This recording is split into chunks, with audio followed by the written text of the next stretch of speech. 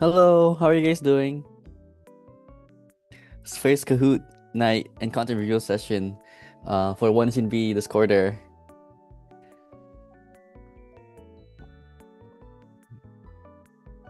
So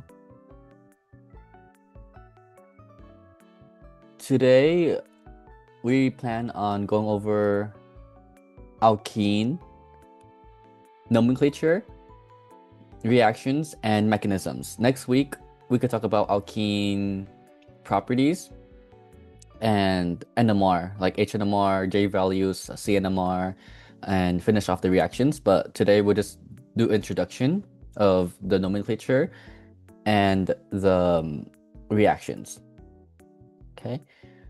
Okay. So before that, let's go review some nomenclature stuff from 118A. Right. Here is the outline of what we're gonna be covering today. Alkene nomenclature, stability and energy of alkenes, hydrogenation of alkenes, the first reaction of alkenes you'll learn. Some review of how to create alkenes, like E2 reaction from 118A, dehydration of alcohols, right? New reaction, hydration of alkenes with water, and then at the end we'll do a Kahoot on all of these topics here. Okay. Any questions before we get started? Okay. Oh, wait, I have a question. Yeah. Yeah. Sorry. Mhm. Is it fine if can we ask questions on maybe a different topic later on? Yeah, you could ask questions on a different topic later on. Is it related to alkenes or is it like a different chapter, different NMR. topic? Oh, NMR, like J values or CNMR, something like that. Yeah, like with a very specific problem. Mm-hmm. Yeah. Um, you can send it on the Discord, and then at the end, or like when I give you guys practice problems and I give you guys time to work on them, I could look at that problem.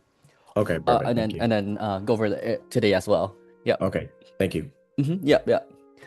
Okay. I also have a question if that's okay. Yeah. That's Um, okay. yeah, the Zoom is being recorded. Is there a particular place we can like find the recording? Yeah, it will be on my YouTube and it will also be posted on the Discord YouTube uploads channel. Okay, awesome. Uh-huh. Thank you. Yep, of course. Okay. So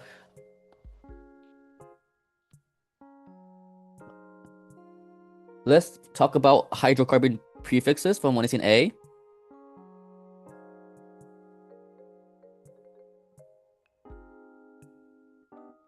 Right.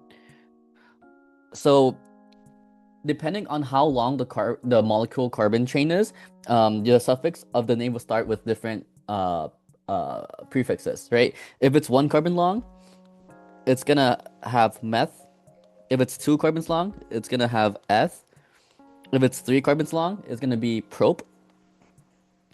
If it's 4 carbons long, it's going to be bute, right? 5 carbons long, it's gonna be pent. 6 carbons long is gonna be hex. 7 carbons long is gonna be hept, right? And then 8 carbons long is gonna be oct. 9 carbons long is gonna be known. And then 10 carbons long is gonna be dec. Okay. So now let's do some simple alkene examples, right? And then we'll add more complicated examples after. Let's say we have this alkene right here, where an alkene is a carbon double bond carbon. So we see a carbon double bond carbon right here, right? So this part of the structure here is the alkene part, right? In this structure, the highest priority functional group for nomenclature is the alkene, right? There is no alcohol, so we do not have to worry about alcohol taking over, right? In priority. So, because this is the alkene of the molecule over here, our number 1 atom will be right here. This will be our number 2 atom, and this will be number 3 atom. So this is the way that we're gonna number our molecule here, right? And we see that the longest chain is 3 carbons long. So based on the prefix that we talked about earlier, the prefix of the name is gonna have prop, right? Because it is 3 carbons long, right? So the name of this is going to be propene, not propane, because if it ends with ane, that means that we have an alkane molecule, right? Single bonds only. But we do not have an alkane. We have an alkene in the structure because we have this carbon, the bond carbon over here. And we do not have to specify where the alkene is, like prop 1-ene, right? Remember, you have to put dashes between numbers and letters. And the reason why we don't have to put specify the number here is because the alkene can only go like in one way, right? Like it could either be drawn like that or it could be drawn like this, which is the same exact structure. It's just flipped on the other side, right? That's why this one here specifically does not need to classify where the alkene starts, right? But if you expand the alkene by 1 carbon long, for example, let's say we have this alkene right here, right? This would be number 1, this would be number 2, this would be number 3, this would be number 4. And because it's 4 carbons long, it's gonna start with bute. And in this case, we do have to specify where the alkene starts, right? In this case, the alkene starts on carbon 1, right? So we see here that this alkene will be bute 1-ene, like that, right? If we did not specify this, right, and we just said butene, that's not specific enough to get this structure because we could have had this molecule over here where we had the alkene at this position of the molecule here, where this could be 1, 2, 3, 4, and the name of this molecule would then be bute-2-ene, like that. Okay? Okay. Any questions on this set of molecules so far? Before I move on to the next example? Okay. Okay.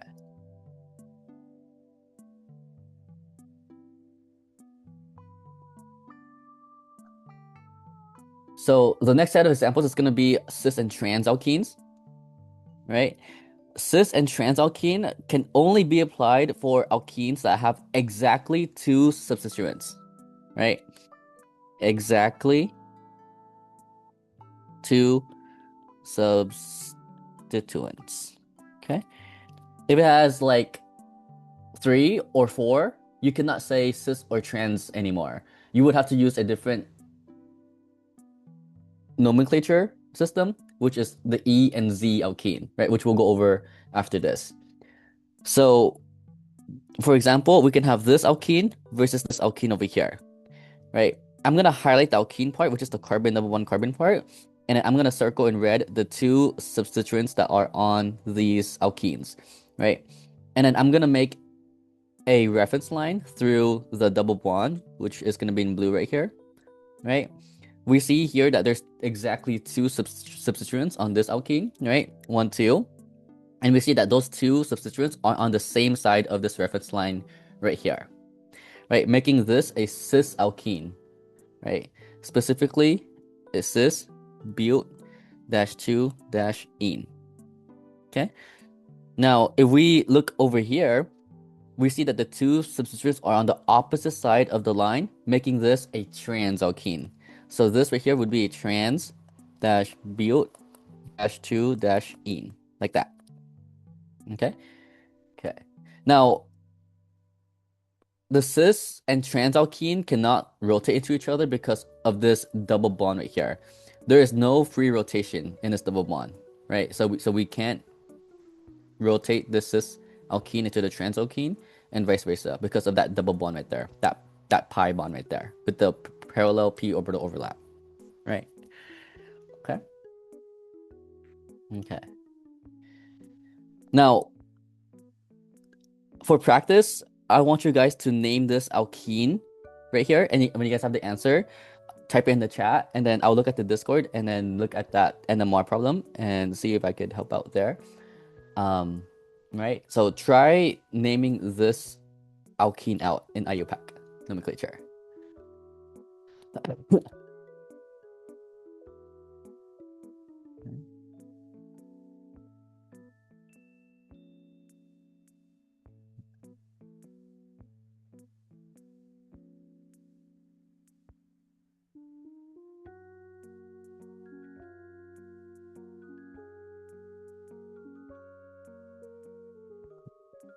Ooh, so on the Discord, I see the NMR problem, which is like the lab problem, right? With the IR and HNMR.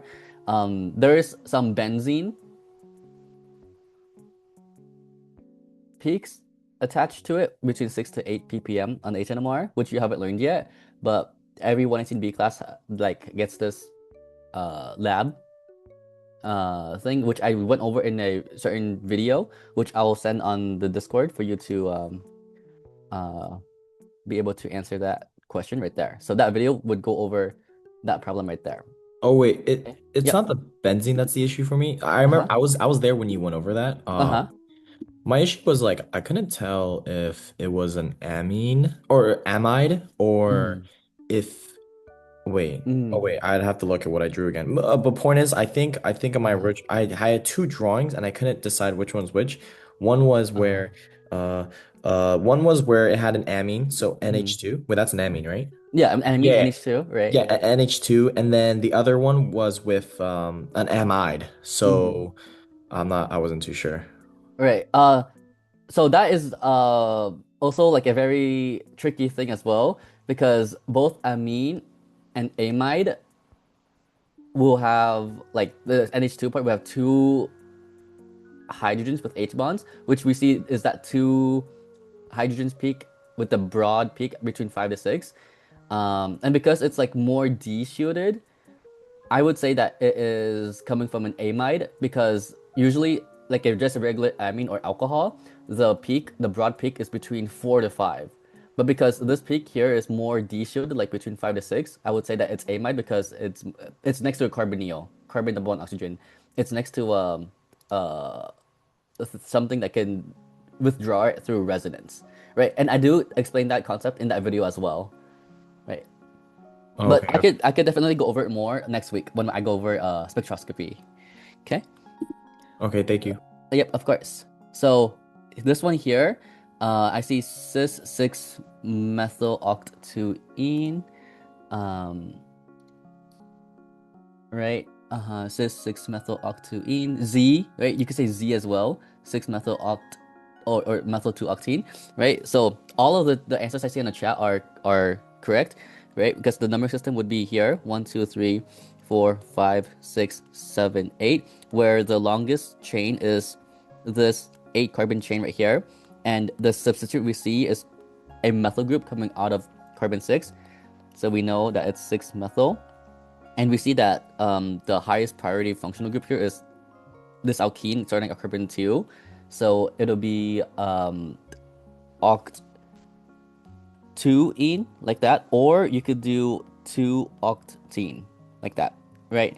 I recommend doing this way because if you have another functional group like an alcohol, this way might get confusing, right? But this is also correct. This is still acceptable right here, right?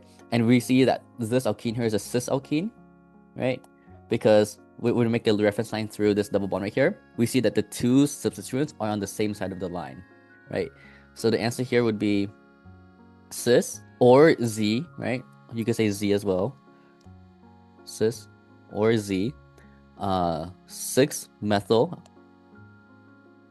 oct 2 ene, right? Or you could have done Z 6 methyl 2 octene. That also works as well, right? Okay, nice. Okay. Now let's go over alkene nomenclature with rings. So when you see alkenes coming out of rings, right? Alkenes coming out of rings, then they will end with the suffix enol, right? ENYL. Okay. If you see that half of the alkene, which is one carbon, right? Because an alkene is consisted of two carbons double bonded to each other. But you see half of the alkene, which is one carbon, part of the main chain of the main chain, then the suffix will end with ilidine, right? Ilidine. Okay, and we'll go over examples of this. Okay. So before we go over those examples, let's look at a ring example that the alkene is part of the ring main chain, right? Now we see this molecule here has an alkene and a halogen, bromine, right? The alkene has a higher priority than the bromine, so this alkene here will have the number 1 carbon, right? But which carbon do you guys think is gonna have the number 1 carbon, A or B? Which carbon would have the number 1 carbon? A, right? Because that will allow our numbering system to have the halogen on the lowest number possible, right? If we go 1, 2, 3 right here, bromine hits at 3. That's the lowest number possible. And we would also have to rotate it counterclockwise to do that, right? We don't want to rotate it clockwise because that'll make the bromine 1, 2, 3, 4, 5, which is a bigger number, and we do not want that, right? If we said this is number 1 right here, we would have to say that this is 2, right? Because that's where the other carbon of the alkene is, and that would be 3, this would be 4, this would be 5, this would be 6. And the bromine would be on carbon 6, which is way higher than 3, right? So now we see that the main chain is this highlighted portion of the molecule here. This circled bromine here is just a substituent coming out of carbon 3, so we could say that's 3-bromo, right? Where the main chain is a cyclo, right? Because it's a ring. And then because it's a 6-membered ring, it's going to be hex. And it won't be ane because we don't have an alkane, we have an alkene at carbon 1. So we could do hex 1 ene, right? But in this case, this one is actually optional, right? Because there's no other high priority functional group. So this one here can just be assumed, right? So you could write your answer as 3-bromo cyclo hex 1 ene, or you could write your answer as 3-bromo cyclohexene, right? Where the 1 is optional here because we know we have a cyclohexene, so we could just write any random cyclohexene where 3 carbons away from the number 1 carbon will have a bromine like that, right? If this was like a linear chain, like a 1, 2, 3, 1, 2, 3, 4, 5, 6, the 1 would not be optional, right? Because the alkene could be here, it could be here, or it could be here, right? That's why we have to write the number to specify where the alkene is at for linear molecules like this. But in a ring, we can assume that the alkene is number 1 if it's the highest priority. Okay. Any questions on that before I move on to the next example? Okay. Now let's look at examples where the alkenes are coming out of the ring. If I have this ring right here, and I have this alkene right here coming out of the ring, I know that this highlighted portion here is the main chain because that is the longest carbon chain, right?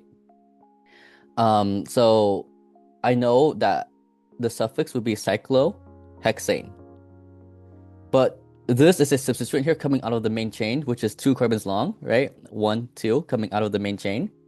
So it will start with eth because it's 2 carbons long. And because it's coming out of the chain, right, it's going to be ending with enol, right? So the name of the structure here will be ethynyl cyclohexane, right?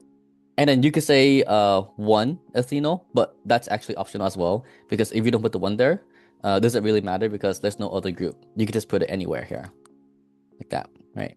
This one here is optional. Okay. Now let's do more complicated examples here. Let's say I have this ring right here with this alkene right here, right? The main chain is still this 6-membered ring because that's the longest carbon chain. This right here is the substituent, which is 1, 2, 3 carbons long coming out of it, right? But in this case, we would have to specify where the alkene is starting at. We see that the alkene starts at carbon 2, right? It does not start at carbon 1, it starts at carbon 2. So this would be 2, right? It would be like, because it's 3 carbons long, we start with prop, and then 2 eno as the substituent, right? So the name of this would be prop 2 eno cyclohexane. Right, the cyclohexane part is the yellow highlighted part, which is the main chain, and then the blue here is the substituent coming out of the main chain, the prop 2 eno cyclohexane, like that. Okay. If, however, like you had this as a name instead, prop 1 eno cyclohexane, you would have a different product, different molecule, right? Which would look like this. So the cyclohexane would be like this, and the prop 1 eno would look like that, right? Because this is going to be carbon 1, carbon 2, carbon 3, and then the alkene here starts at carbon 1 instead, which is why it's prop 1 eno cyclohexane, like that. Okay, now let's look at the example where half of the alkene is coming out of the main chain. So for example, if we have this molecule over here, right, 1, 2, 3, 4, 5, 6, 7, 8, where the main chain would be the longest chain, which is starting from 1, 2, 3, 4, 5, 6, 7, 8 right here, and this is the substituent right there. We know that the main chain is 8 carbons long, which is going to be an octane, which is this highlighted part right here, right? But half of the alkene on carbon 4 is part of the main chain, so we have to end it with ylidine, right? And because there's only 1 carbon coming out of it, it'll be methylidine, right? So the full name of this will be 4-methylidine octane, right? The ylidine meaning that the alkene substituent is like the halfway of it, only 1 carbon of it is part of the main chain, right? That's different than the eno because the alkene is not part of the main chain at all, right? This is the main chain. The alkene here is not part of the main chain at all. That's why it's eno. But in this case here, one of the carbons of the alkene is part of the main chain, so that's why we end it with ylidine. Okay. Now let's give you guys one more example of that. Let's say we have this ring right here, and then we have this alkene right here. The main chain would be this longest carbon chain, 1, 2, 3, 4, 5, right? Which we could number it like this, 1, 2, 3, 4, 5, where this is a substituent right here, right? And half of that substituent alkene is part of the main chain.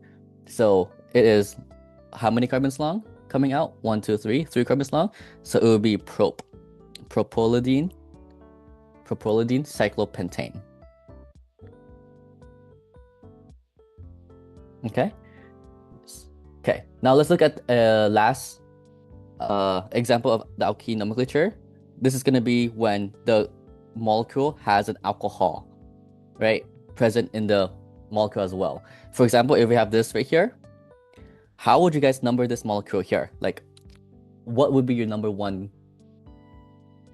carbon atom when you guys name this structure molecule here?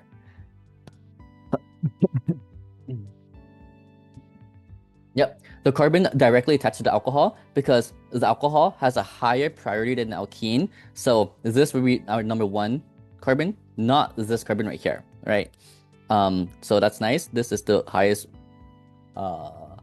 this is the main chain right here where it's 3 carbons long. So we're going to start with prop, right? And then we have an alkene on the structure starting at carbon 2. So it would be prop-2-ene. And then we have an alcohol at carbon 1. So ene 1 ol, right? an alcohol at carbon 1 like that. So this is the nomenclature, IUPAC nomenclature for this alkene right here. Okay. Okay. Now, let's include some components from the previous examples. Let's say I have this structure right here. How would you guys name this structure here?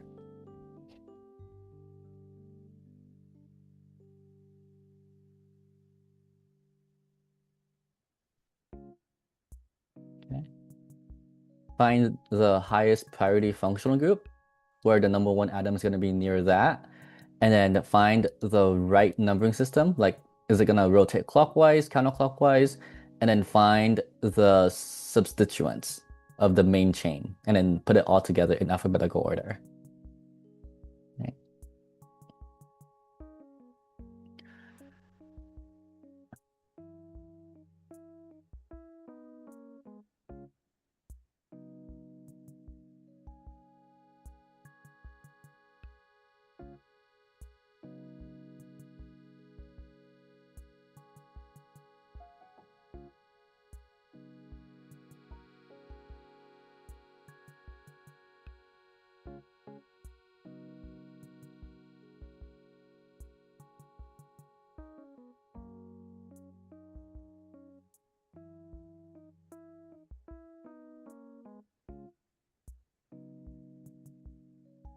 Okay. So we see we have 2 ethynyl cyclopentane 1O. Yes, very close, right? But when do we put dashes in IUPAC nomenclature? Like, what 2 things do we put dashes in between? Right. Yep. There's numbers and letters, right? We do not put dashes between letters and letters. We only put dashes between numbers and letters. Yeah. Right. So our number 1 carbon would be this carbon here, because that's the one that has the highest priority group alcohol. And then our number 2 would be here instead of here, because that has our next substituent at the lowest number possible. So our main chain would look like this: 1, 2, 3, 4, 5. And then our substituent here would be this group coming out of it, which is not like part of the main chain. So it's 2 carbons long, 1, 2. So this is going to be 2-ethynyl, right? 2-ethynyl, right? Cyclopentanol, right? And then we have cyclopentane 1-ol. So putting it all together, we will have 2-ethynyl cyclopentane 1-ol, like that. Nice. The one right here is going to be optional, right? Because it's a ring, it will be optional, right? If you do not put the 1 there, then that's still acceptable, because you can still draw out the structure based on just this name alone, because we know it's cyclopentane, which is 5 carbons long. There's an alcohol, so we could just put the alcohol anywhere, like an OH right there. And then we know that this will be automatically assumed to be number 1. And then this could be 2 or this could be 2. Let's say this is 2. Ethynyl would be like that. This structure is the same exact structure as this right here, right? The 1 would be required if it was a linear structure like this, right? Because we can't just assume that the alcohol is on 1 like that. We have to like specify where the alcohol is coming off of on linear structures. Okay, nice. Now let's go over to E and Z alkenes. Okay. So E and Z alkenes would be used for like 2, 3, or 4 substituents. For example, if I have this alkene right here, right? Let's make the reference line through this alkene. And then I'm going to color code each carbon of the alkene, right? Let's say this is the red carbon, and let's say this is the green carbon right here. Okay? Now, we're going to choose the highest priority in terms of atomic number for each carbon. Let's focus on the red carbon and ignore the green carbon for now. we see that we are going to compare a carbon atom to a hydrogen atom. Because a carbon atom has a higher atomic number than hydrogen, this will be the highest priority group on that carbon. Now, if we look at the green carbon over here, we're going to compare a carbon atom to a bromine atom, right? Bromine has a higher atomic number than carbon, so bromine here would be our higher prioritized group in terms of atomic number. And if we look at the two highest priority groups in terms of atomic number relative to this reference line through the double bond, we see that they're on opposite side of each other. So we'll call this an E alkene, like that. Okay. If, however, we have this structure instead, where let's say the bromine and methyl are switched, the reference line is still there. We already know that this is the high priority group and this is the high priority group based on the last example. But this time, we see that the two highest priority groups are on the same side of the line. So we're gonna say that this is a Z alkene, right? And then you could like hear some people saying the same side, just to remember what the Z alkene is versus the E alkene is, right? The Z alkene will have the two highest priority groups on the same side, right? Two highest priority groups on the same side, in reference to this alkene right here. Okay. Okay. Now, I'll give you guys an alkene, and I want you guys to tell me if it is an E or Z alkene.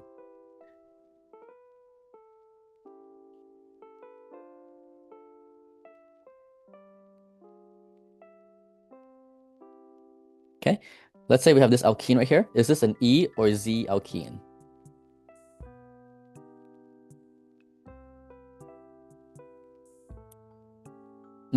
Z alkene, correct. Because we make a line through the alkene. Look at the red carbon, look at the green carbon, right? There is a tie between these two atoms because they're both carbon atoms. Then we look at what's attached to these carbon atoms if there's a tie. This carbon atom here is attached to 3 hydrogens, 1, 2, 3, right? They're invisible. Whereas this carbon here is attached to 3 carbons, 1, 2, 3. Then we look at what has the higher atomic number, which is this carbon here. So this will be the higher priority group, right, for this red carbon. Then if you look at the green carbon, this is a misconception.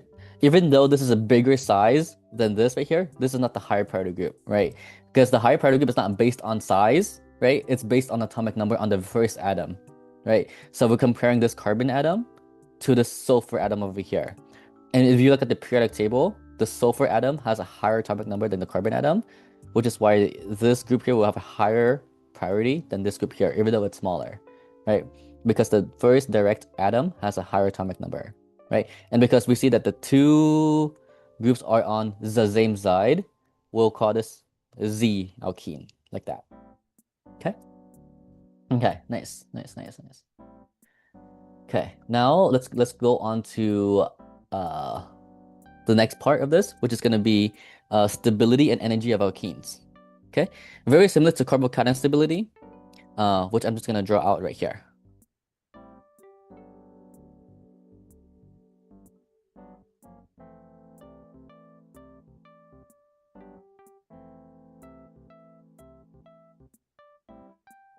Okay, now these are different alkenes that you'll see, right?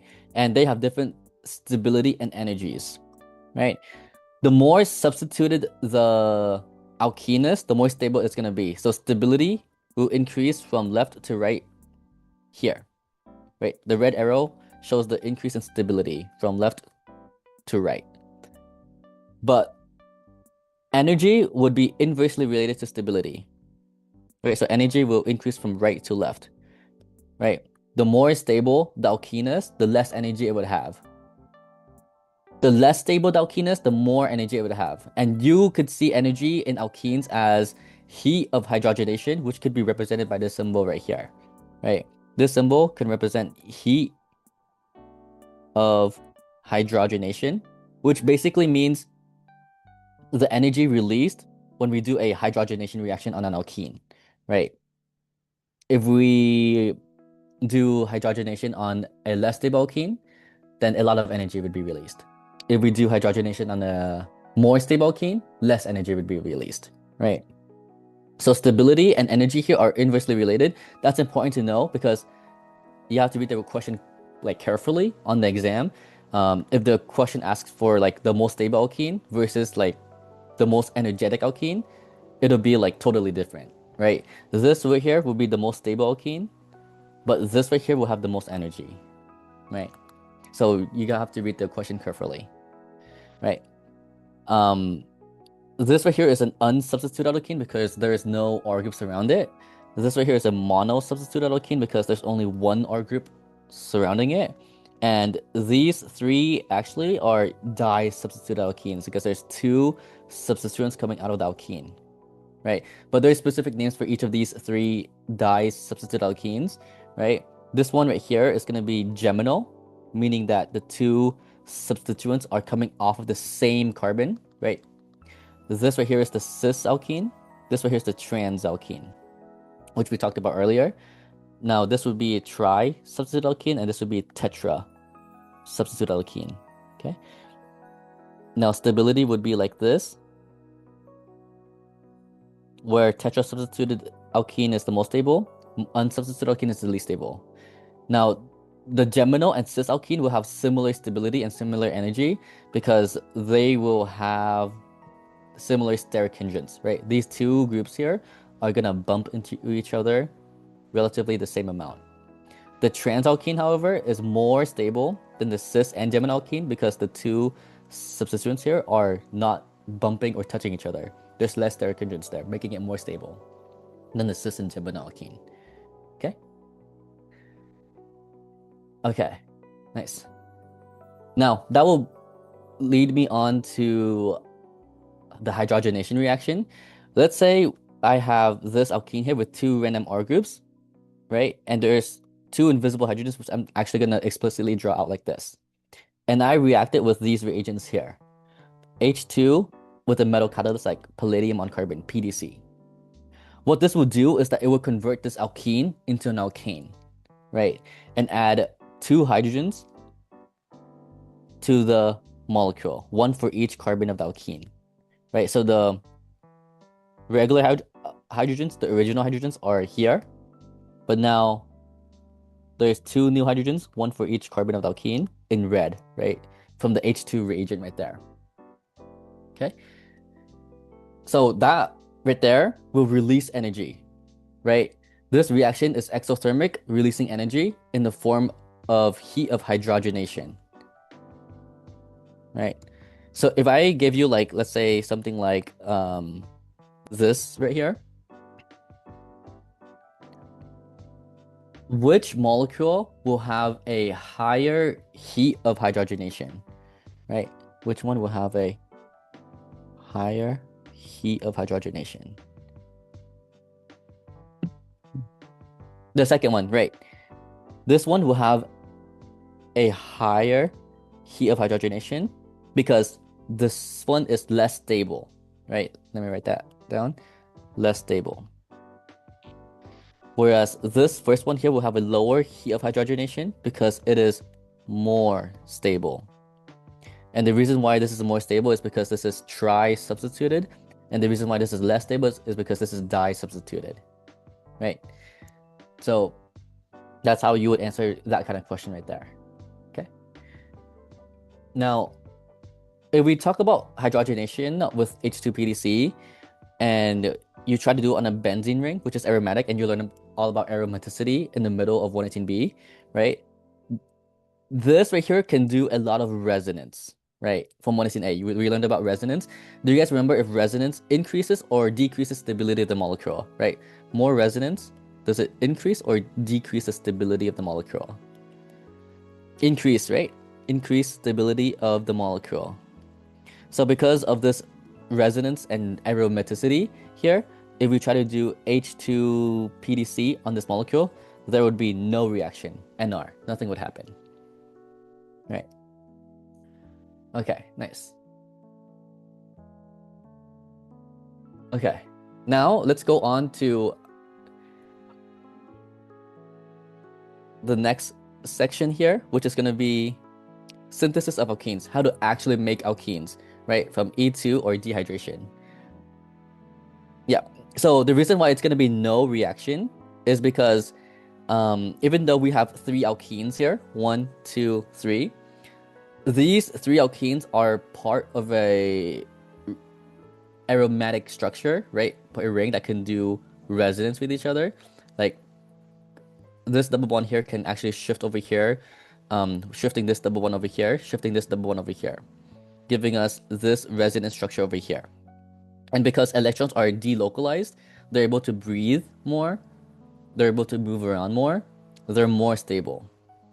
And because this molecule is going to be more stable, this molecule is going to be less reactive, right?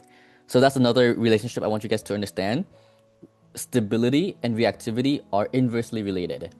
If a molecule is more stable, it's going to be less reactive, right? It's happy, it's stable, it's at peace, it doesn't want to react with anything. But if a molecule is unstable, right, it's going to be extremely reactive. It's angry, it wants to explode, it wants to react with something, right? Yep, of course. Okay. Now this structure here is stable because of resonance and aromaticity, so this is why there's going to be no reaction with hydrogenation, right? Unless you like put it into stressful conditions like high temp, high pressure, right? But that wouldn't be ideal in lab, and for lecture exams, it won't be asked like that, right? Okay.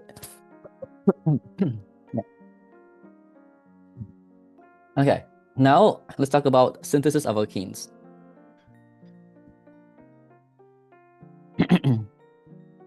Now, you learned about one way to create alkenes from 1 in A, right? Which is elimination, like E2, E1 reactions. So for example, let's say I give you this halalkane right here, or alkyl halide, right, with a good leaving group, and I give you this reagent here. Okay, what goes to your mind when you see this reactant and this reagent here? How do you analyze this problem, and how do you know what reaction and mechanism is going to happen here? E2, right. What pieces of information led you to the E2 reaction?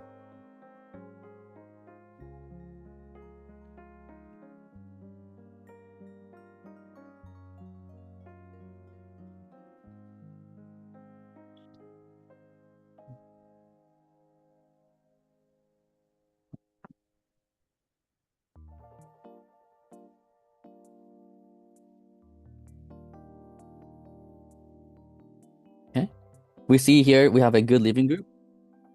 What kind of substrate do we have? Would it be primary, secondary, or tertiary substrate? Yep, secondary substrate. And we have a strong base, strong nucleophile in the reagent. Whenever you see Na, that's sodium, associate that with a positive charge, meaning that whatever is attached to this Na or sodium is going to be negatively charged. So the negatively charged species, this ethoxide ion, right? Which if you see an RO minus like this right here is a strong base, strong nucleophile, right? This right here would just be the solvent, right? The neutral version of this reactive species. The reason why this is more reactive than this one is because this is less stable. It has a full negative charge right there, right? Now, if this is a strong base, it's going to look for an acidic proton, right? We'll call this the alpha carbon, which is the first carbon attached to the good leaving group. And we'll call these the beta carbons, the second carbon attached to the good leaving group. I'm going to draw out at least one beta proton for each beta carbon, right?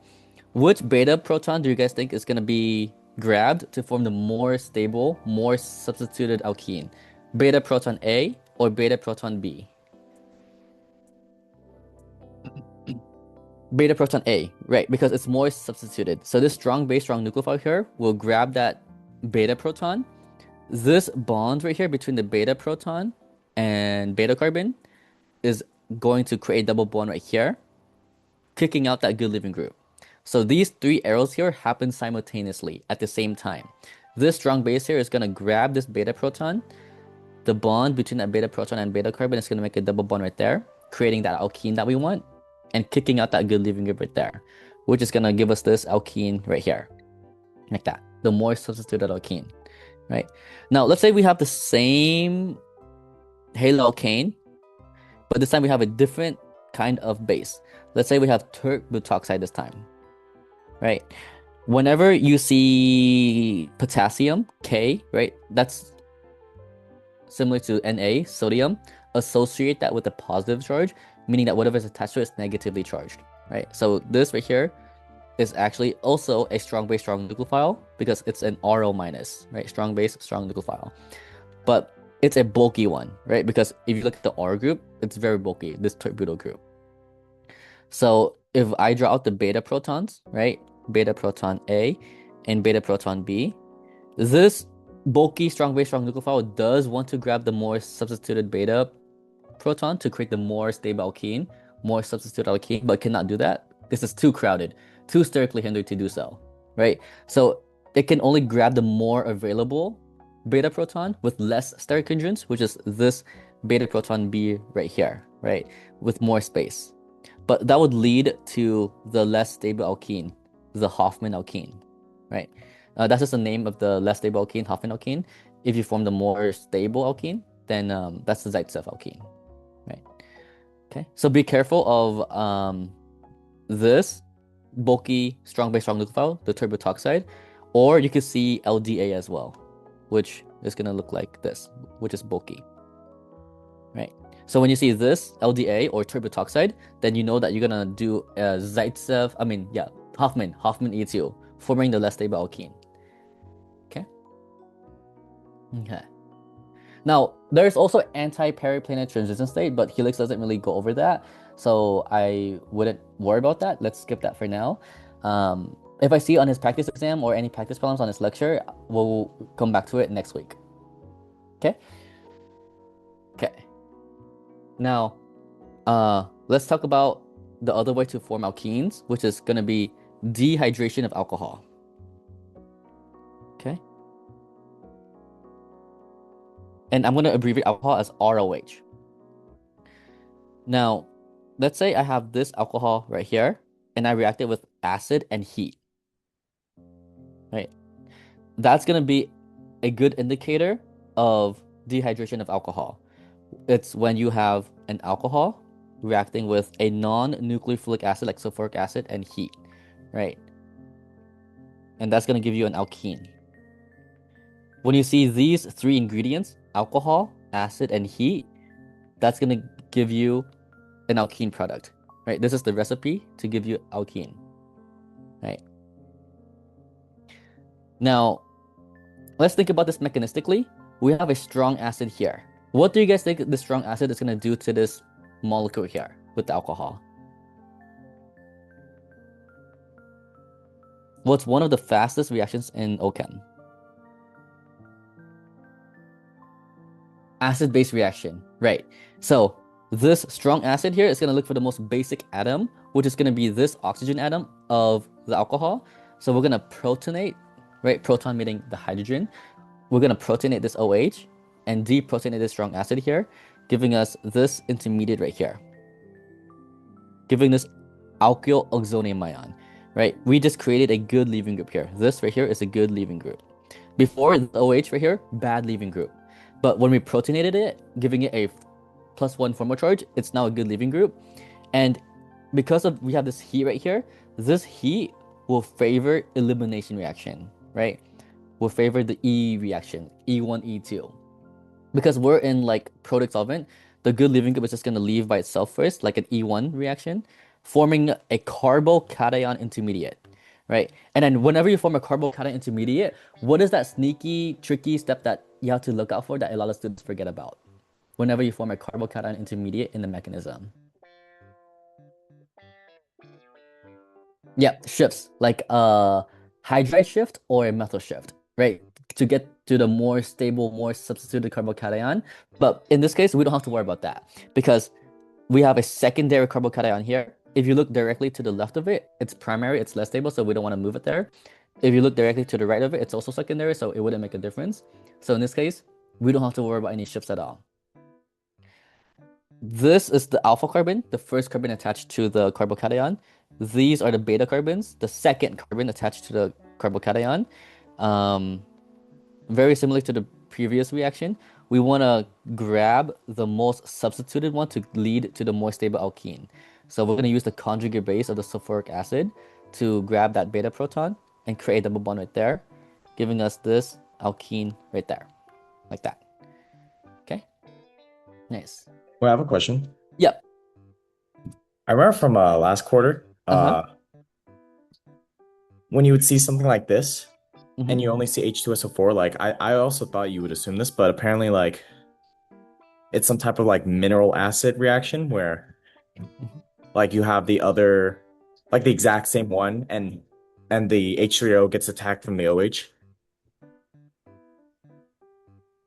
H3O gets attacked from the... Oh, right. So, like, when you have this good leaving group right here, the alcohol attacks this carbon and it kicks out the good leaving group like that. I think you're thinking of that reaction.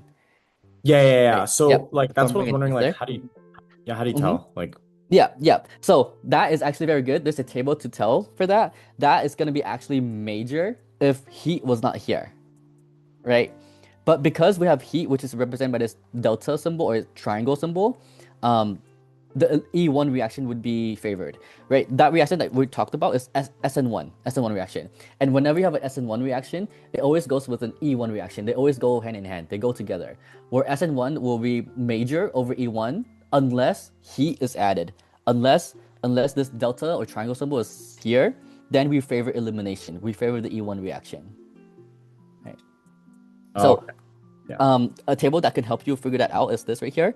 If you have a primary alcohol versus a secondary alcohol versus a tertiary alcohol, and let's say you have no heat versus when you have heat with H2SO4.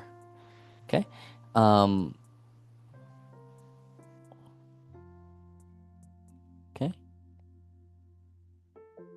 Let's do this. Let's do this. Let's do this. Let's do this. Let's do this. And then let's do this. This. And let's go do this.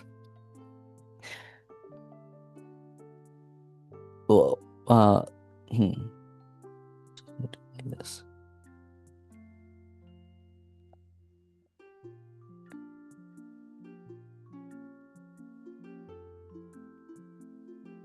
Can I cut this?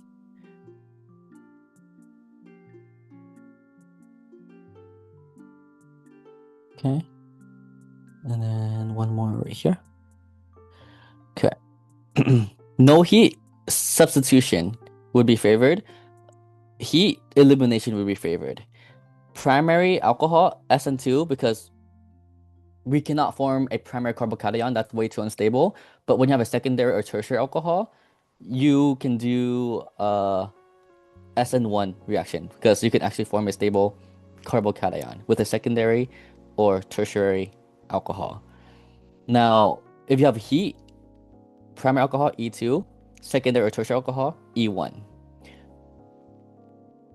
The most common reaction that you'll see for the beginning of 1,18B is going to be this right here, where you have a secondary or tertiary alcohol reacting with H2SO4 and heat, leading to an E1 type reaction, creating an alkene, right? The reason why we're going to focus on this reaction specifically is because that leads to the creation or synthesis of an alkene, which is the first unit of 1,18B, right?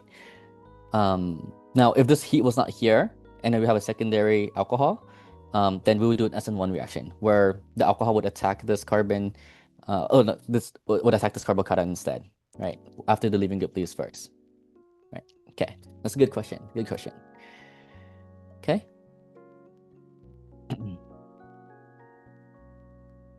Nice. Okay. Now, let me give you guys one more example right here. Let's say we have this structure. And I give you H2SO4 and heat. Can you guys describe to me what the mechanism would look like what the first step would be? Let's analyze this though. We see that we have a secondary alcohol, right? Secondary alcohol reacting with H2SO4 and heat, which is an E1 type reaction. So we know we're going to do an E1 type reaction. All of these needs a good leaving group, but we don't have a good leaving group here. What can we do to create a good leaving group from the conditions we're given? You pronate it? Correct. We protonate it with the H2SO4, create the good leaving group, alkyl oxonium ion. And then from E1 reaction, we know that that good leaving group is just going to leave by itself through hydrolysis or solvolysis, right? So alkyl oxonium ion, leaving group leaves by itself, form the carbocation, right? Intermediate. And then from here, what's next? From this carbocation intermediate right here. You have a hydride shift? Yep, correct. Because we have a secondary carbocation here. You look directly to the left of it, tertiary position, that's more stable. Do not draw the hydride shift like this, because a double-headed arrow shows the movement of 2 electrons. There's no electrons here. There's an empty void here. Draw out the invisible hydrogen right there. Move that bond with the invisible hydrogen to that void, right? Which is going to shift the carbocation here, right? There is now a hydrogen here, which came from here, but we created another void here. But that's good because this is more stable carbocation, intermediate. Now, let's label the alpha and beta carbons if that helps you. This is alpha, this is beta, this is beta, this is beta. Draw out at least 1 beta proton for each beta carbon. Which beta proton would be the most substituted to lead you to the most stable alkene? A, B, or C? A? Yep, correct. A. So we're gonna grab that beta proton, create a double bond right there, leading to our alkene right here. Nice, nice. Which is a tetra substituted alkene. Okay, that's good. Now we're gonna move on to hydration of alkene, which is the last part of this review session, and then we'll move on to the Kahoot to review all of what we just did. Now hydration is gonna be the opposite of dehydration. You know how earlier we said dehydration was alcohol, ROH, plus non-nucleophilic acid, sulfuric acid, H2SO4, plus heat, leading to an alkene. Hydration is going to be basically the reverse of that, right? Hydration of alkene. We're going to start with an alkene, and then we're going to have acid, right? And we're going to have water, and that's going to give us an alcohol, okay?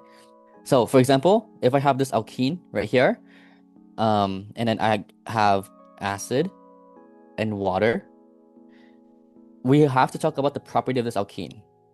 We know that the alkene is going to be basic and nucleophilic because there's a lot of electrons in this region because of the double bond right there, right? And we know that this alkene can do resonance because this bond here has 2 electrons, where we can move those 2 electrons onto this carbon, or we can move those 2 electrons onto this carbon.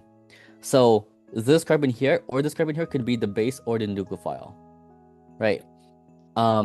But one would lead to a more stable carbocation intermediate, right? To a more stable positive charge. We know that this position is more substituted than this position, so we want the positive charge here, right? If we want a positive charge there, we want that carbon to lose a bond. If we want that carbon to lose a bond, then that means that the less substituted carbon of the alkene has to be the base or nucleophile. That's why I started right there, right? That carbon of the alkene is going to get protonated by the acid to lead us to this carbocation intermediate right here, right? If I highlight this double bond right here, that double bond is this double bond right here, which grab this pink hydrogen right here of the acid, right? And this is this red starred carbon right here, where this carbon here is positively charged now because it lost the bond, right? The reason why I didn't grab the hydrogen from this carbon is because that would have led to this positive charge right here, which is less substituted, less stable.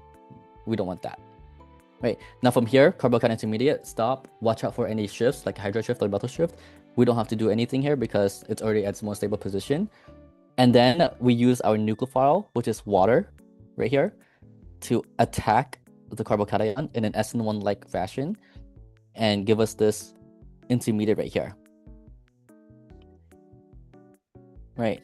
Where this right here is the new bond. If I highlight this pair of electrons in green like that, that's this bond right there. The 2 electrons of this bond came from this pair of electrons. That's the new bond formed. This oxygen still has its two hydrogens and one pair of electrons, which is why it's positively charged because it has three bonds, one pair of electrons. But we could neutralize that by just deprotonating it, right, with the conjugate base that we formed in the first step to leave us with our alcohol right here, like that.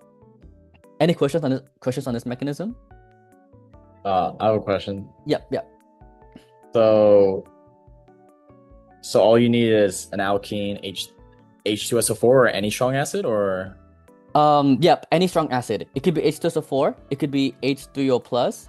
But if you have like HCl or HBr, which is a nucleophilic acid, that would be a different reaction. That would be hydrohalogenation of alkene or addition of HX to alkene, which we haven't gone over today, but we'll go over next week. We'll go over next week.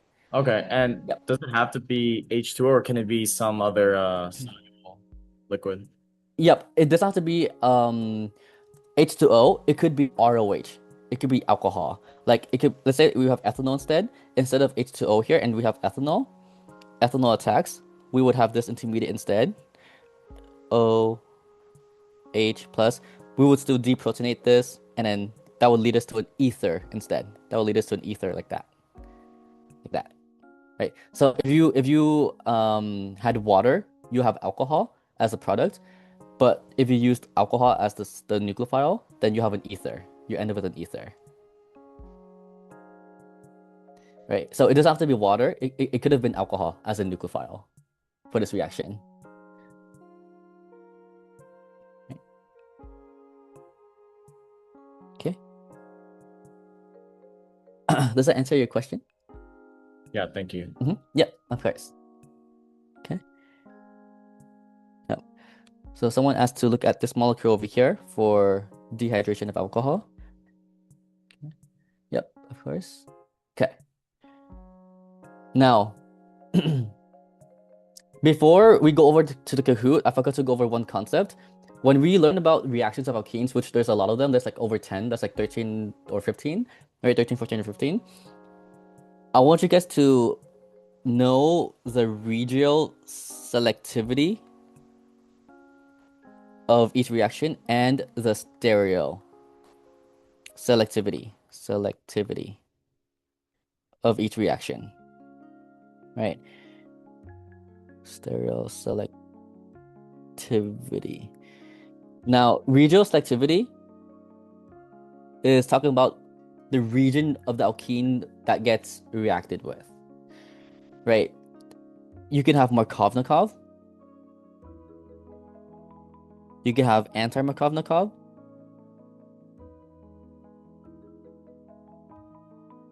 Or you can have none. Markovnikov is just a special way of saying more substituted. Anti-Markovnikov is just a special way of saying less substituted. None is just saying like it doesn't matter for the reaction. Like we have two of the same things going on, the more and less substituted alkene, so it doesn't matter. There's no regional selectivity for that reaction. Stereoselectivity, you could have syn addition, meaning that the two groups would add on the same side, like both wedge or both dash of the alkene. Or you have anti-addition, where the two things will add on opposite side of the alkene, like one wedge, one dash, or vice versa. Or you have none, where it's randomized. And this right here is going to be like if you have a carbocation intermediate. Because if you have a carbocation intermediate, you know that carbocation is sp2 hybridized, flat and planar. So when you attack it, it can attack on the top side or bottom side, making it random, making it have no stereoselectivity. Okay. Now, we talked about two alkene reactions. We talked about hydrogenation. And we talked about hydration of alkenes. Okay?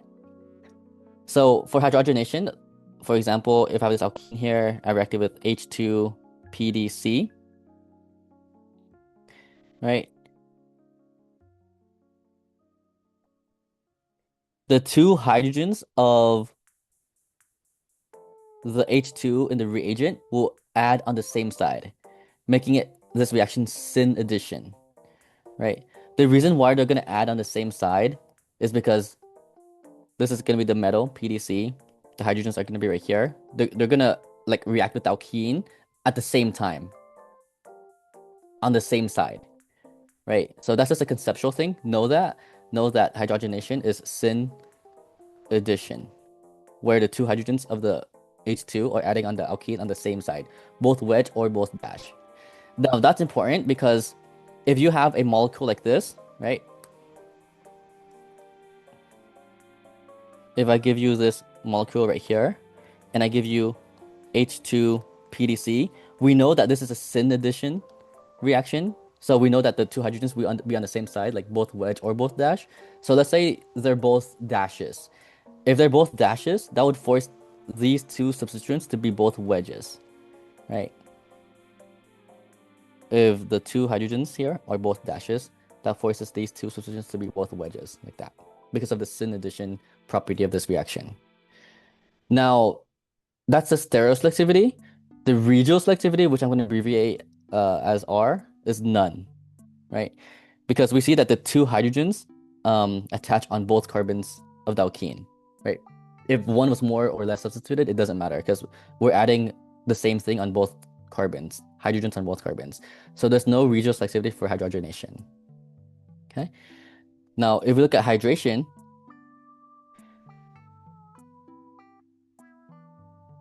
right, with let's say H2SO4 and ethanol, this is going to be the product right here,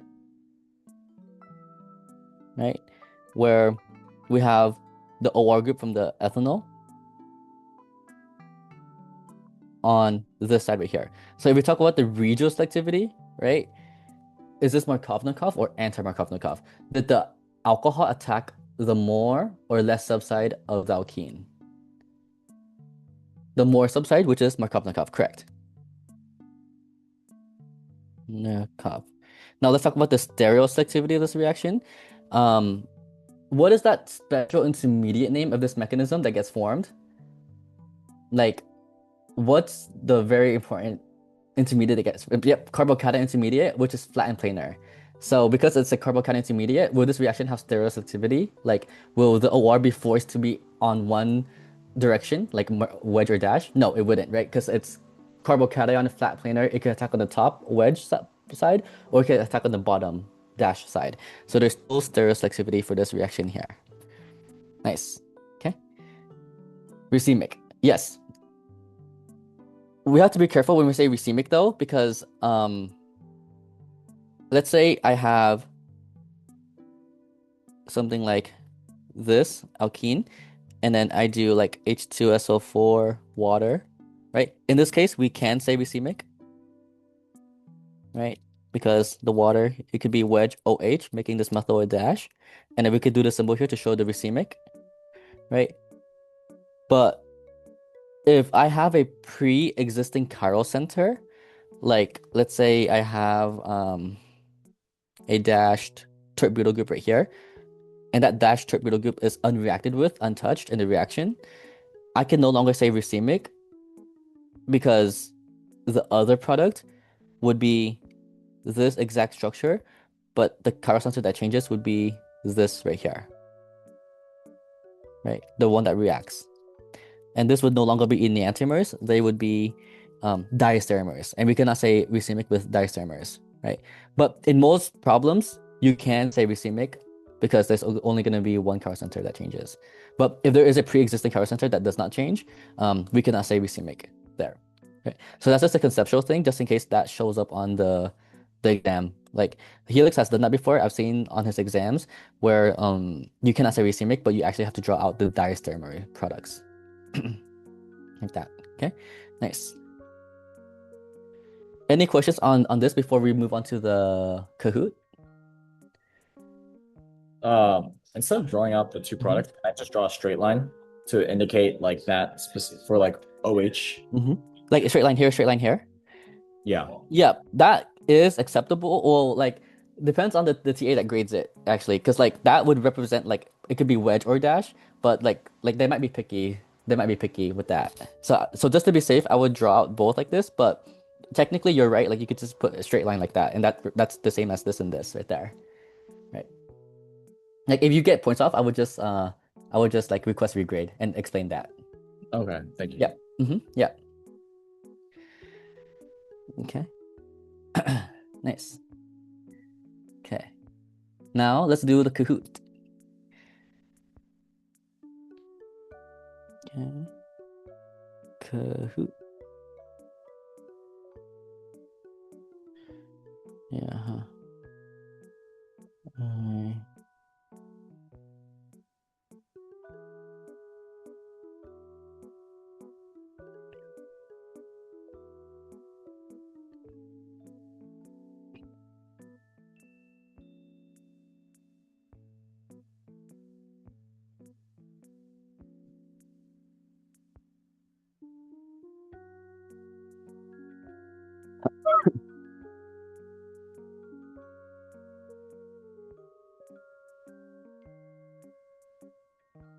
Oh wait. Let me actually share my screen on this computer so that I could I could go over or on my iPad if I have to. Okay. Share. Use a game. Doesn't share sound. Share. Okay. Nice. Okay. Start.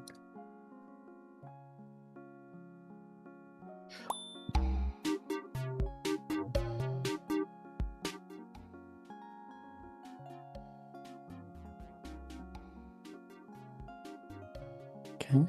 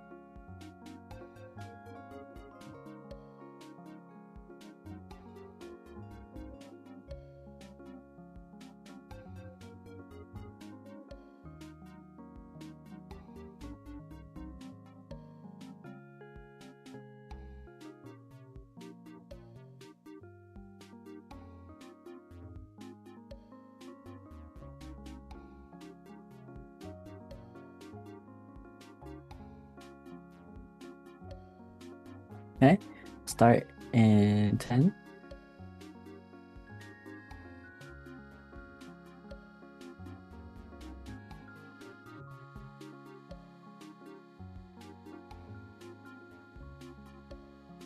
Okay, let's go.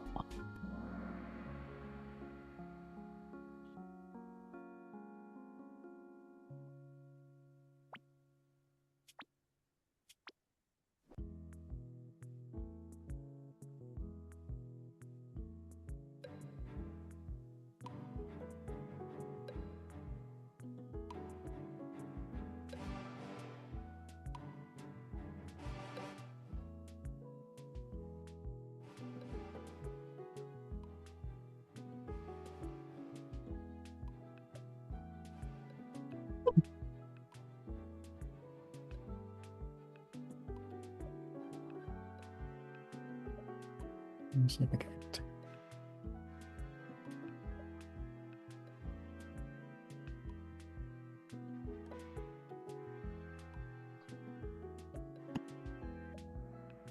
Ooh. Okay. 3 ethyl, 7 methyl, oct, 1 ene.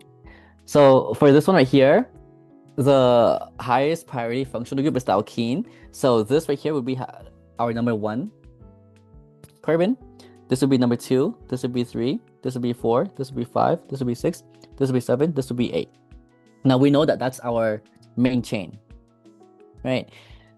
Now I'm gonna circle the substituents, which is gonna be this and this, right? We see at carbon 3, there's an ethyl group. At carbon 7, there's a methyl group, right? And then our longest chain is 8 carbons long, so it's gonna end with oct, right? Oct, and the alkene starts at carbon 1, oct-1-ene. So putting it together in alphabetical order, it should be 3 ethyl, 7 methyl, oct, 1 ene. right? The other choice was yellow, 3-ethynyl, 7-methyl octane. Okay. And the reason why that is not correct is because that would have said that this is number. Let me clear everything. This is 1, this is 2, this is 3, this is 4, this is 5, this is 6, this is 7, this is 8. And then these right here are the substituents. But that numbering system is not correct because that does not account for the alkene being the highest priority functional group, right? This right here would be 3-ethynyl, but that's not how the numbering system is. The numbering system will start right here and go this way, right? Because the alkene is the higher priority functional group here. Any questions on this before we move on to the next one?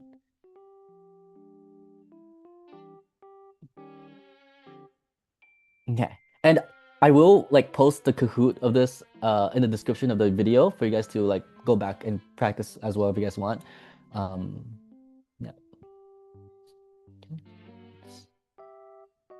Okay. What is the IUPAC name of this molecule here?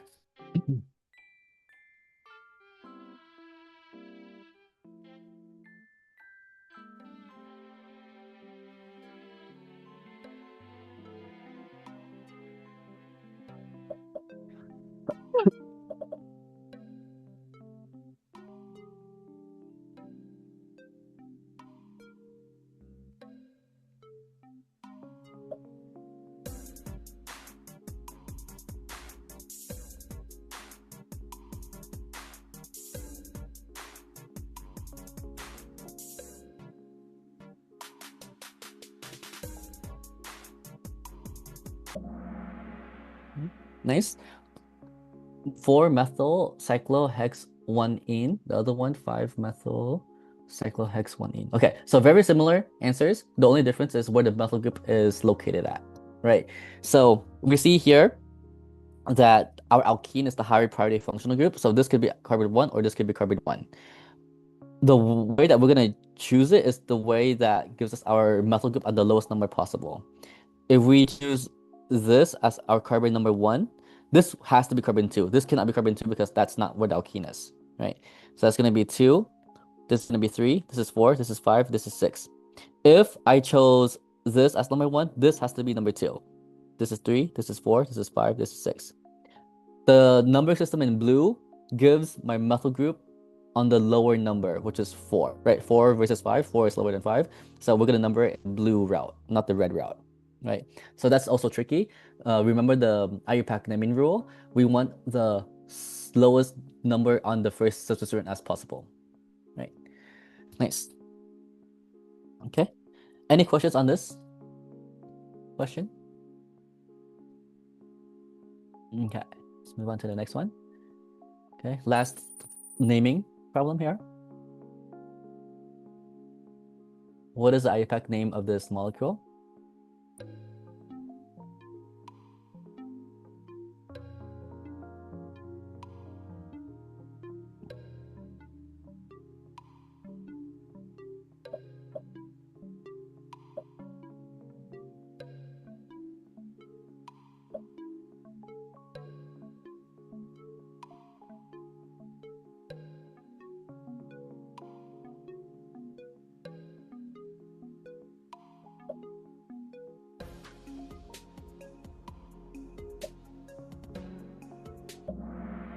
Nice. So this one, 4-bromo, 3-ethylidene, cyclohexane mono.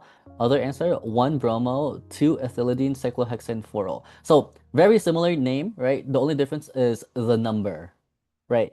So for here, we have to ask ourselves what functional group has the highest priority in IUPAC nomenclature, right? Is it this halogen? Is it this alkene? Or is it this alcohol? Alcohol is the highest priority functional group here for nomenclature. So my number 1 carbon would have to be this. And then because we know that we want the substituent to be on the lowest number possible, I'm going to number it counterclockwise, right? Where we have a substituent on carbon 3, which is this ethylidene, right? Because half of the substituent is part of the main chain, so that's why it ends with ylidene here. And then carbon 4, we have bromo, right? So that's why the answer here is 4-bromo, 3-ethylidene, cyclohexane 1-ol, right? The other naming system in blue would say number 1 is bromine, right? And then this would be 2, 3, 4, 5, 6, but that's the wrong nomenclature, like numbering system, because bromine is not the highest priority functional group, right? Okay. Any questions on this before we move on to the next one? Okay. Okay, the next two would be E and Z questions.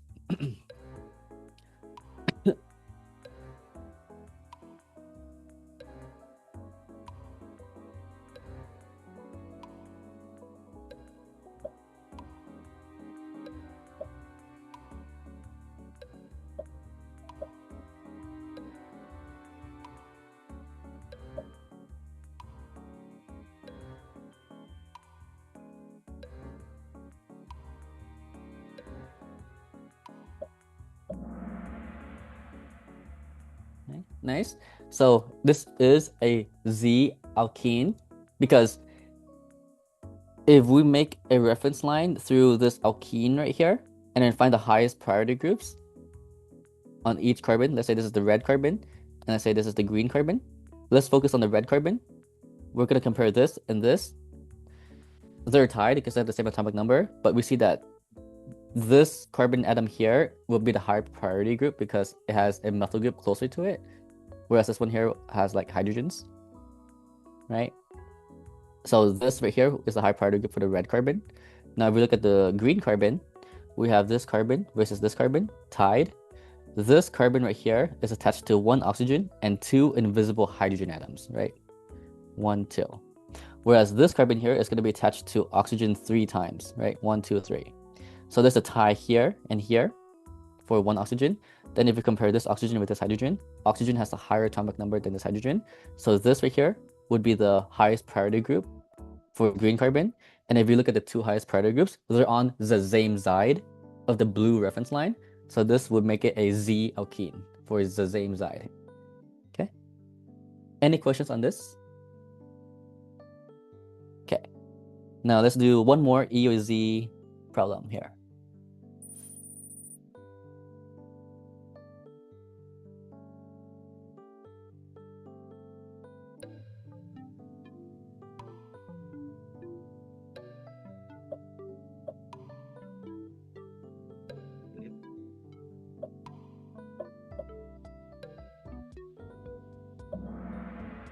Nice. So this is an E alkene because let's do the same technique. Reference line through the alkene right there. Let's say this is the red carbon. This is the green carbon. This benzene here, like this carbon here specifically, is higher priority than this hydrogen. Now, this here is a bigger group compared to this group, but this group here will have a higher priority because it has a higher atomic number. This first direct atom has a higher atomic number than this first direct atom right there.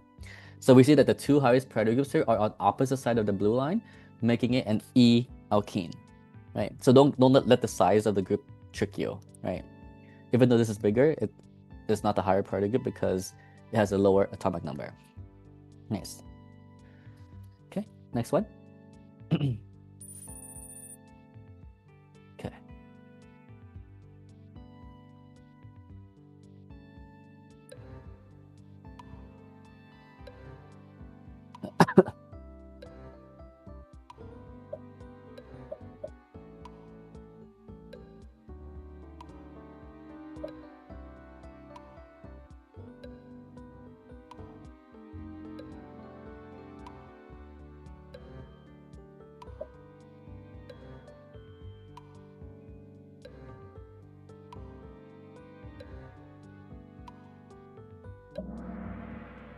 Nice. So the major product of this reaction is going to be blue because this is hydrogenation since we have H2PDC, but this right here is a benzene, which is aromatic and stable, so it's not going to react with the hydrogenation reagents, no reaction.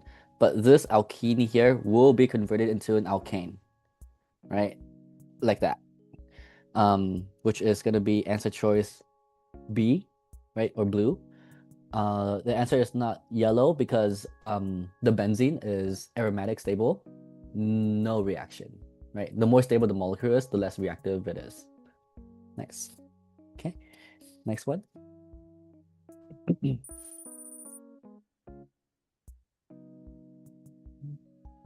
Which alkene has the highest heat of hydrogenation?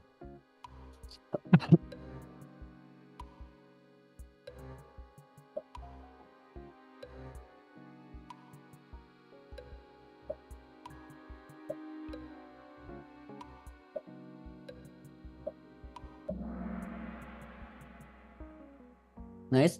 So for this one, the highest heat of hydrogenation is basically asking which alkene has the highest energy, right? When you see this symbol here, heat of hydrogenation, think of energy.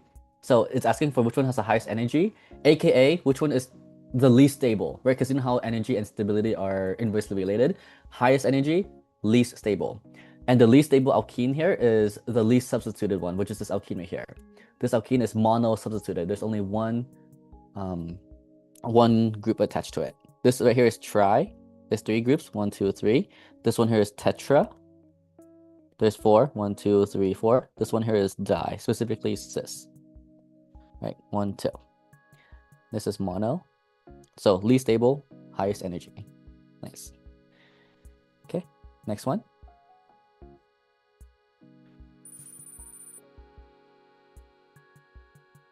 Okay, predict the product.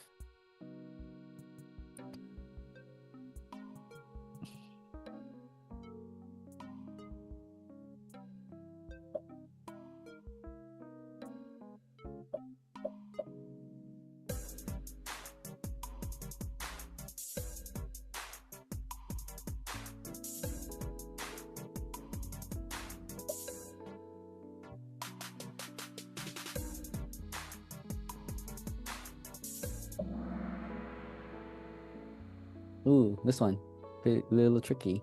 So for this one right here, right?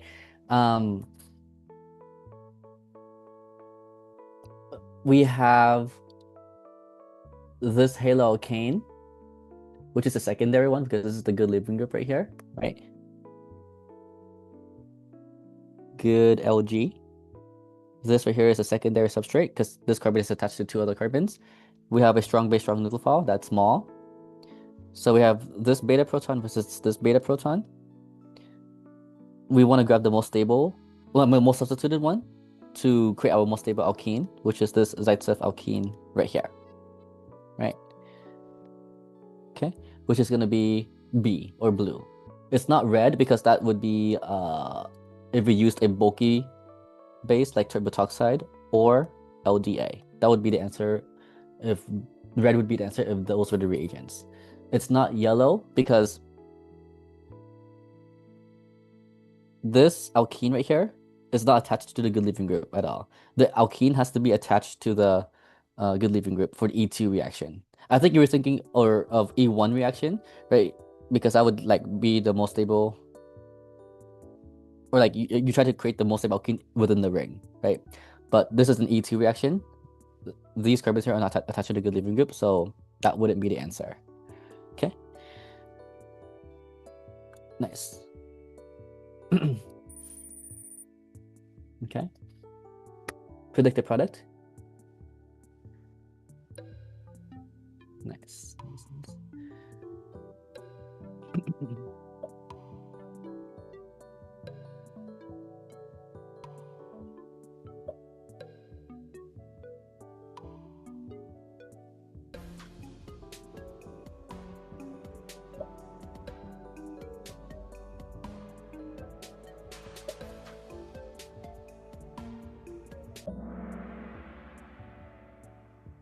Okay, nice. So this one here, we do have a bulky, strong base, strong nucleophile, the turbotoxide. So we want to grab the most available allosterically hindered beta proton to create the Hoffman alkene, the less substituted alkene, like that. Okay, which is answer choice red. A. Right. B would be if we had a small, strong base, strong nucleophile like ethoxide or hydroxide. Right. For Zaitsev, E2. Nice. Okay. Predicted product.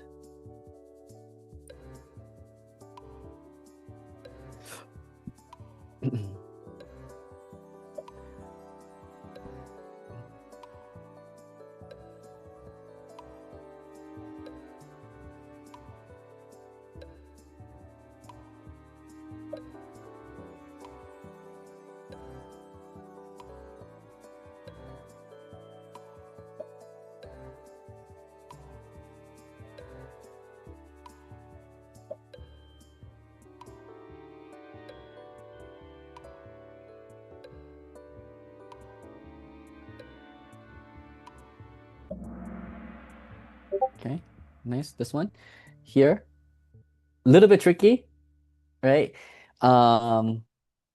Because we see we have alcohol reacting with acid and heat, so this is dehydration of alcohol. We know that the OH alcohol will be protonated to turn into the good leaving group oxonium ion, which will eventually leave and form a carbocation here. Now this part here is probably what tricked you guys. Once you form this carbocation, you have to do a hydride shift to form the more stable carbocation, which is right here. Now once you have this more stable carbocation, and then you look at your choices of beta protons, this right here is the most substituted beta proton, which is why when you deprotonate this carbon here, you end up with this alkene right here, which is tetra substituted, like that, right? If you grabbed this beta proton, then you would have had a tri-substituted alkene, right? But we see that this tetra substituted alkene is more substituted, so that's going to be the more stable, more major product for this reaction here. Okay, nice. So that's why yellow is the answer, the most stable major product. Red is not the answer because that's like not as stable, it's tri-substituted. And green is not the answer because this is dehydration. We want to do E1 reaction, which has to have an alkene. Okay.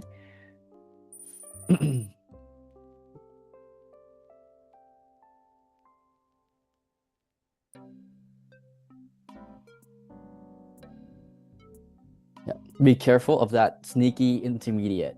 And what do you have to watch out for whenever you have that intermediate?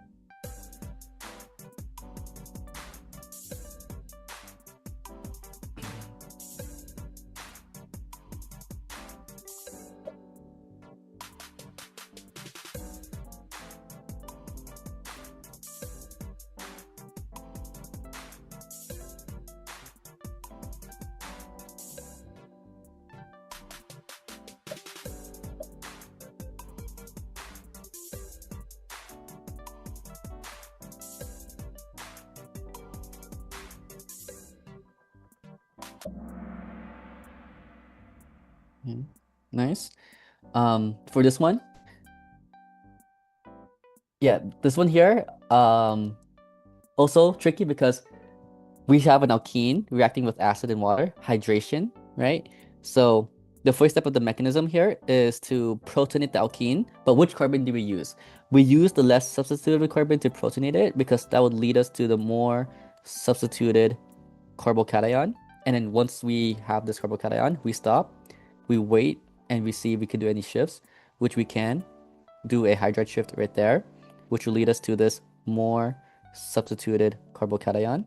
And then once we have this more substituted carbocation, then the water nucleophile would attack that more substituted position and eventually lead us to this intermediate, which will then get deprotonated by the conjugate base to give us our final product here, where alcohol is at the most substituted position after this hydride shift, right? This step here is probably the one that a lot of students forgot about, right?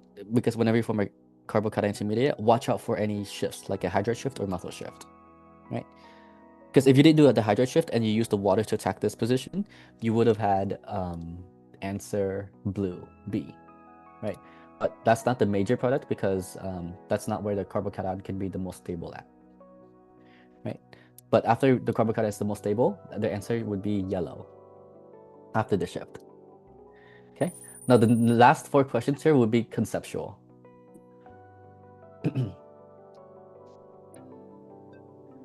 What is the regioselectivity of hydration of alkenes? The previous reaction we did with alkene with acid and water or alcohol. Right? Is it Markovnikov, anti-Markovnikov, or none? Markovnikov meaning more substituted, anti-Markovnikov meaning less substituted, or none meaning doesn't matter.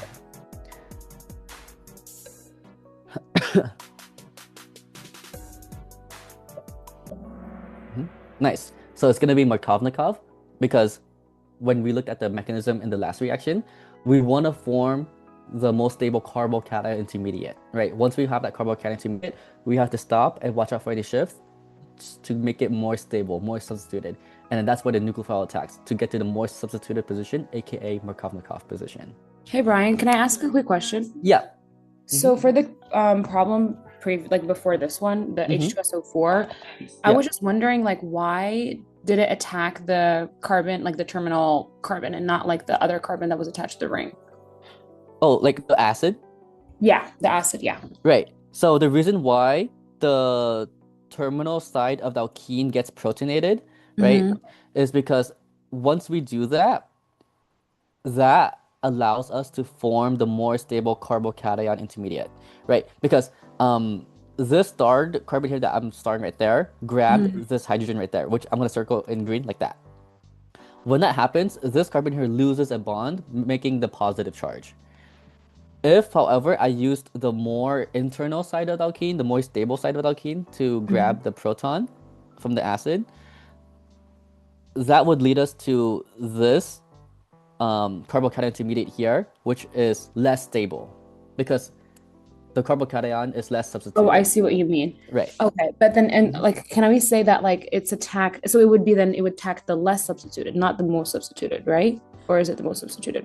Oh, right. So the less substituted carbon would attack the proton first in the mechanism, right? Okay. The less substituted carbon would get protonated, but eventually the nucleophile, which is not the H2SO4, the water, right? The H2O, Okay. H2O would attack the most stable substituted carbocation after the hydride shift. I see. So would we consider that like a Hoffman product or no? No, we won't call that Hoffman product because Hoffman and Zaitsev are for E2, E1 E2. reaction. Got only. it. Right. We would consider this Markovnikov. Got it. Okay. Reaction. Thank you so much. Yep, of course. Yep.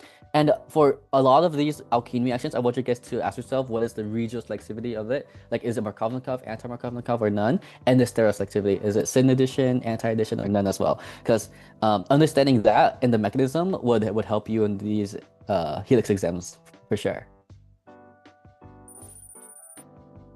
Okay.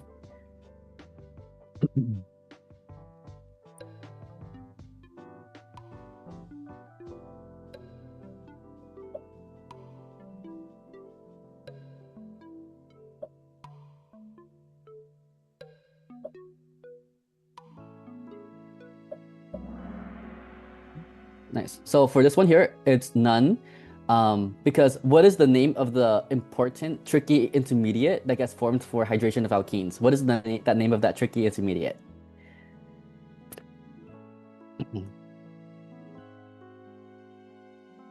Right. What is the name of this intermediate right here?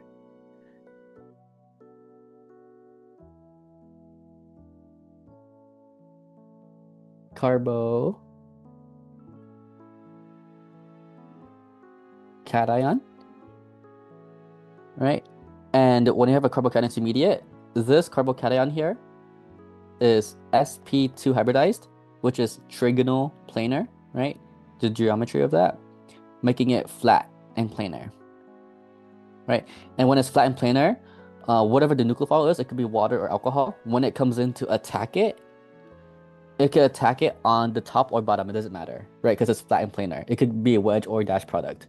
It's not forced to go wedge or dash, so that's why it's not syn, it's not anti. It's going to be none. Okay.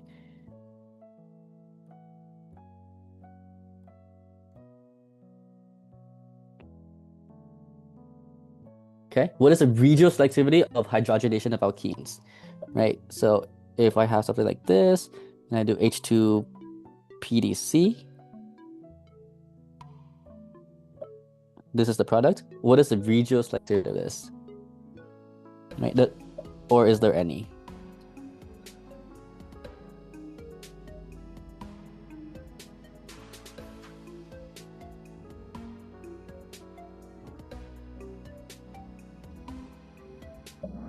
Okay. Now for this one, there is no regioselectivity because we see that the two hydrogens here attach on both carbons of the alkene, right? If one was more substituted and one was less substituted, it doesn't matter, right? Because both hydrogens attach on both carbons of the alkene here, right? So there's no regioselectivity here. Okay. Any questions on this part? Okay. Okay. Last question here. What is the stereoselectivity of the hydrogenation of alkenes? Right, now this one is a conceptual thing that you just have to know and then know the mechanism behind with the metal. Right. I briefly talked about it.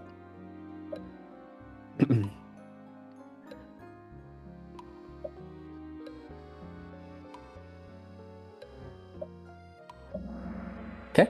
Yep, it will be syn addition. The two hydrogens would add on the same side, both wedge or both dash. So that would be syn addition. Nice. Okay. Now, that was the first content review and Kahoot night of the quarter. Next week, we'll go over like alkene properties, spectroscopy, and more reactions and mechanisms. Yeah. Any questions, guys? What's that? Helpful? Let's see. What's this? Claim rewards. What is this? Is new. What the heck? Okay.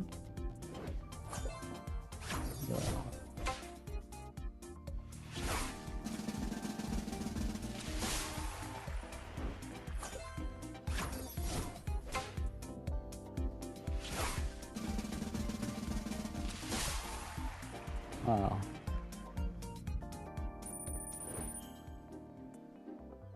What the? Yeah. Okay. And I'll post the Kahoot link